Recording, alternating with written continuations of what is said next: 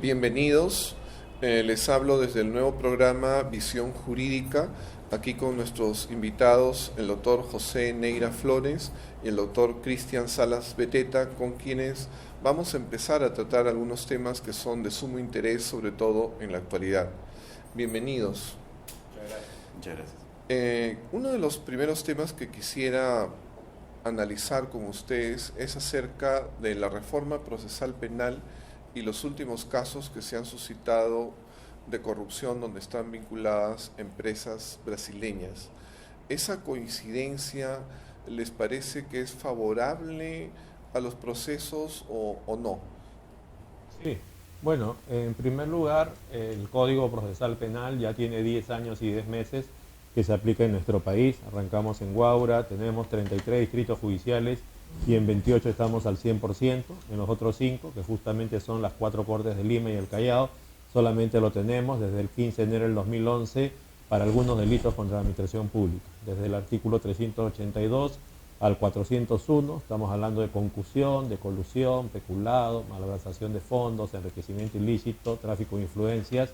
Y entonces la cuestión es que las fuentes del Código Procesal Penal, justamente una de las 3 fue el gran caso que tuvimos de corrupción que se destapó en agosto del 2000 con la exhibición de un vídeo donde se compraba la conciencia de un excongresista por determinada cantidad de dinero, y por lo tanto cuando se reformó el Código de Procedimientos Penales de 1940, a partir del 21 de diciembre del 2000 con un par de leyes, 27398, la de colaboración eficaz, 27399, 14 medidas limitativas de derecho para investigaciones preliminares en caso de crimen organizado. Arrancamos la reforma con 100 artículos por lo menos hasta julio del 2004, que se publicó el Código Procesal Penal 957, y todas esas normas, todas esas reformas al modelo antiguo fueron de tránsito porque todas han terminado en el Código Procesal Penal 957.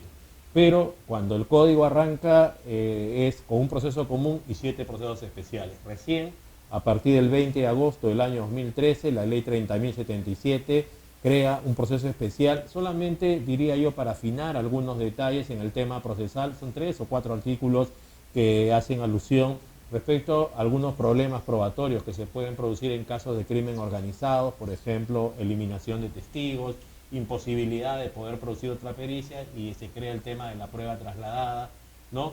Y entonces creo yo que el Código Procesal Penal tiene todas las herramientas para poder investigar y juzgar y manejar un buen sistema de recursos para casos comunes o para casos de crimen organizado, especialmente si la idea es que haya un proceso penal que sea justo, que encuentre un equilibrio entre garantías, esto es, que se respeten los derechos de los imputados y también que haya eficiencia, que no haya impunidad, que haya una respuesta a la víctima, a la sociedad, y sobre todo, como ahora, hoy día, hay muchas críticas a una decisión judicial. ¿Y es por qué? Porque se ha instalado un sistema de audiencias y eso es muy importante, y eso es lo que garantiza el Código Procesal Penal, tanto en la etapa inicial, en investigación preparatoria, intermedia, como en el juicio oral, que se supone que la publicidad es al 100% y por lo tanto es importante que la opinión pública pueda controlar el trabajo de los jueces, fiscales y defensores. Entonces creo que en esos términos tenemos el marco.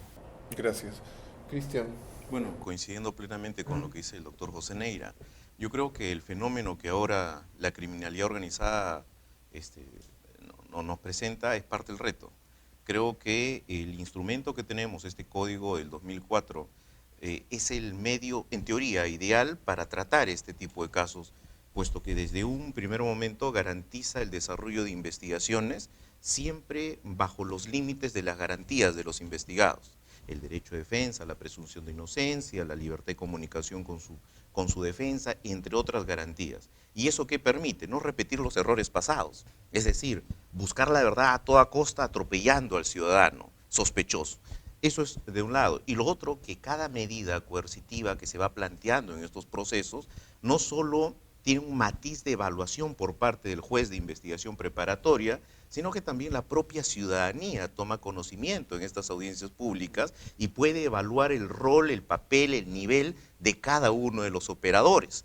En ejemplo, ya que estamos en este contexto, en las audiencias de prisión preventiva vinculadas al expresidente Alejandro Toledo, donde se dictó una prisión preventiva, se vio una metodología y por ejemplo, un nivel de defensa distinto al de la prisión preventiva en el caso del señor Félix Moreno, donde la defensa tenía otra estructura, digamos.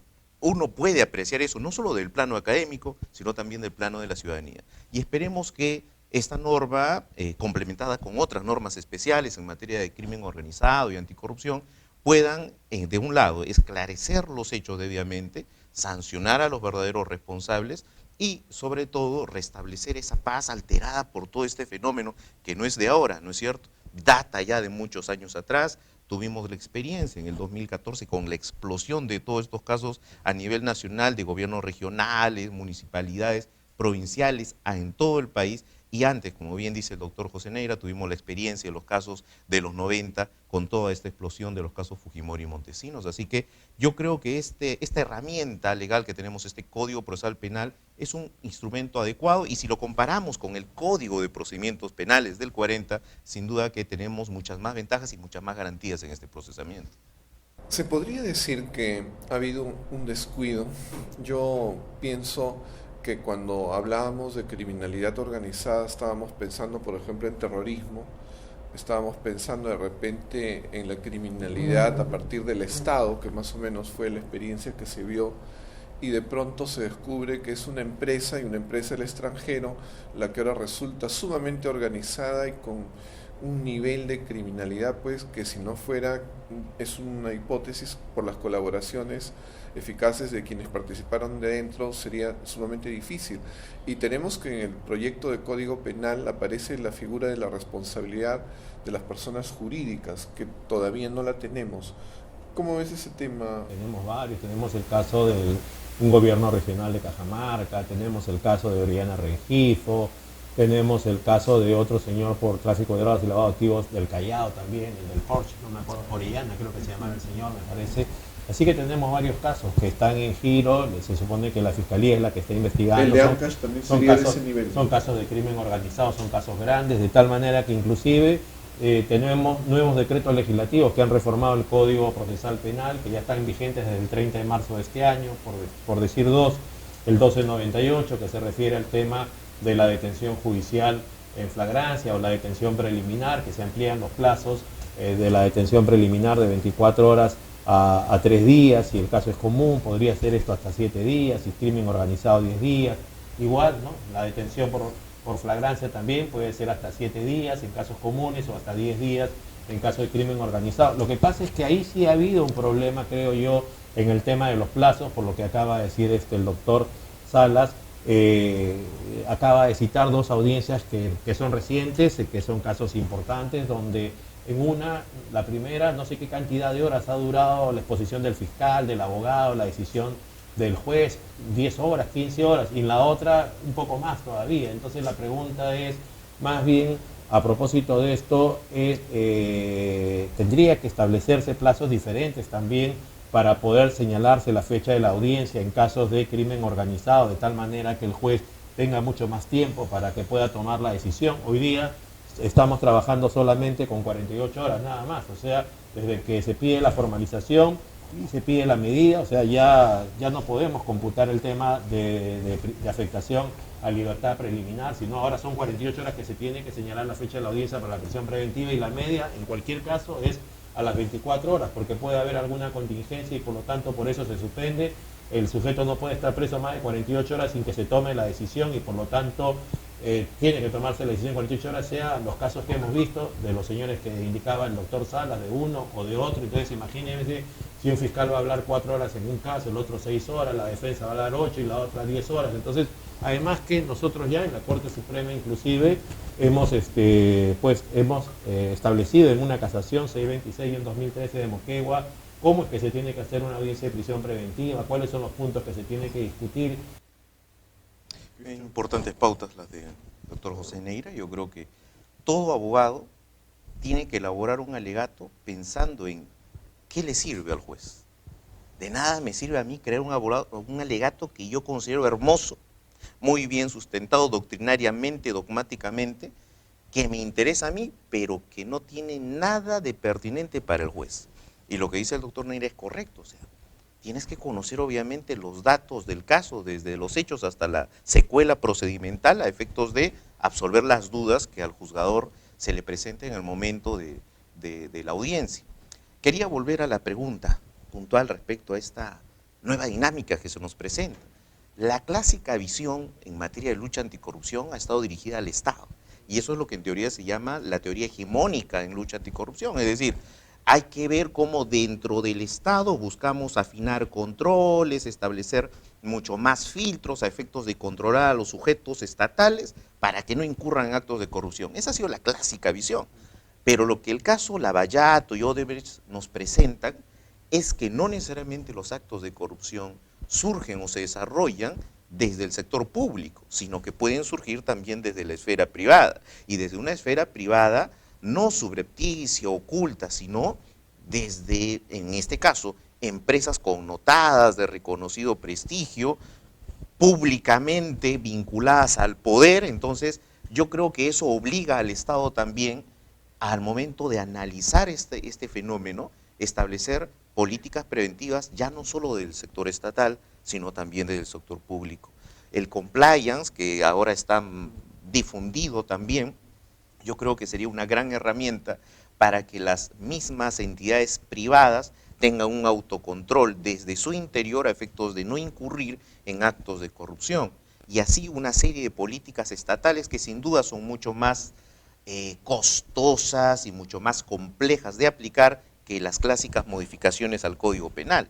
Ya tenemos una experiencia a nivel nacional de las tremendas modificaciones, muchas de ellas absurdas, desarrolladas al Código Penal tendientes a resolver fenómenos sociales como es la corrupción. Y sabemos muy bien que esas tipificaciones de conducta o incrementos de penas pues no tienen resultados concretos frente a un fenómeno social. El derecho penal para eso no sirve.